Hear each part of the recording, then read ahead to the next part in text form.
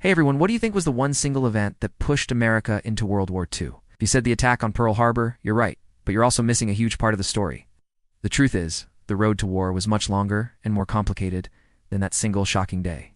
Let's rewind a bit. Before the bombs fell on that quiet Sunday morning in Hawaii, the United States was officially neutral. Most Americans were tired of war after World War I and wanted to stay out of Europe's problems.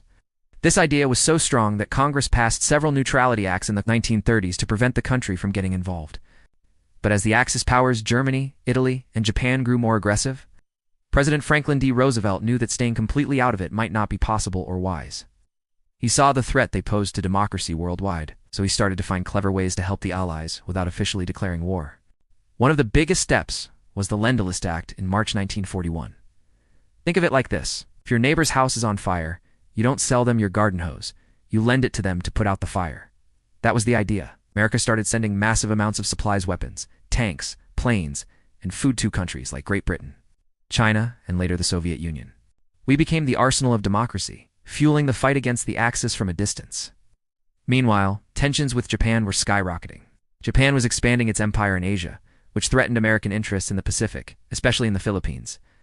To stop them, the U.S. imposed a game-changing embargo, cutting off Japan's oil supply. Japan's military machine ran on imported oil, and over 80% of it came from the United States.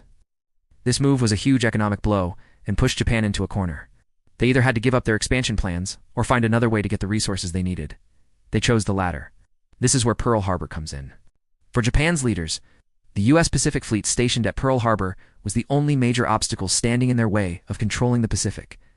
They believed a surprise knockout blow would cripple America's navy and morale, giving them time to secure their new empire. So on December 7, 1941, Japan launched its attack. It was a tactical success for them, but a massive strategic failure. The attack didn't destroy the American fleet completely, and more importantly, it united a divided America overnight.